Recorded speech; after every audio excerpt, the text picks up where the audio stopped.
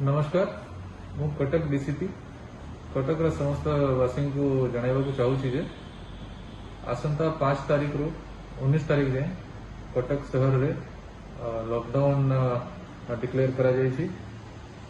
Lockdown रा उद्देश्य अछि कि लोकंकर कांटेक्ट कमिबो आ जो कोविड रा इन्फेक्शन बढ़ी छि ताकू हमें कंट्रोल करि परिबो। ये लॉकडाउन रे जरूरी सामग्री सबू जगह रे अवेलेबल रहिबो। सकाल 6टा रु 12टा जरूरी सामग्री परिवा खाद्य सामग्री क्षीर सबू मेडिसिन स्टोर सबू खुला रहिबो। मेडिसिन स्टोर पूरा दिन भी खुला रहिबो और लोक जाइकी तांको पाख दुकान रु जिनस किनि पारिबे। व्हीकल चलाचल उपरे रेस्ट्रिक्शन करा जायछि। ऑटो ओला उबर ये गाड़ी चलाचल उपरे रेस्ट्रिक्शन करा जायछि।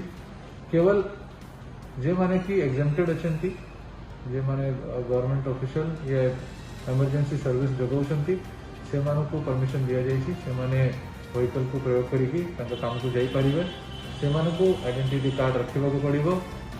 जो जो जगह रे पुलिस चेकिंग हबो से जगह रे से मानको आइडेंटिटी शो करिकी तांकर काम रो पर्पस शो करिकी से मानको आगु को छड़ा हबो। ये लॉकडाउन समय रे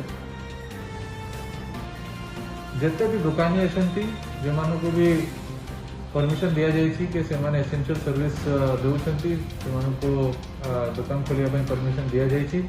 से मानकर दायित्व होची से माने सोशल डिस्टेंसिंग और हाइजीन मेंटेन करेंगे। जदि कौन सी जगह रे सोशल डिस्टेंसिंग वायलेशन दुकान बाजार रे पाया जिवो से मानक ऊपर हेवी फाइन करा जिवो। दुकान मध्य आमे क्लोज कर दे पारिबो। कौन सी दुकान रे एमती लाइसेंस नहीं कि से माने सोशल डिस्टेंसिंग नॉर्म्स को वायलेशन करिकी से माने दुकान चलाई परिबे। जे माने बिना कारण रे बाहर को भी बाहरी आछंती से मानक ऊपर भी कड़ा कार्यानुष्ठान करा हो। से मानक ऊपर भी फाइन इम्पोज करा हो। तो सेति भाई समस्त को सचेतन करबा चाहिए। कोविड नियम को पालन करंतु लॉकडाउन को फॉलो करूँ।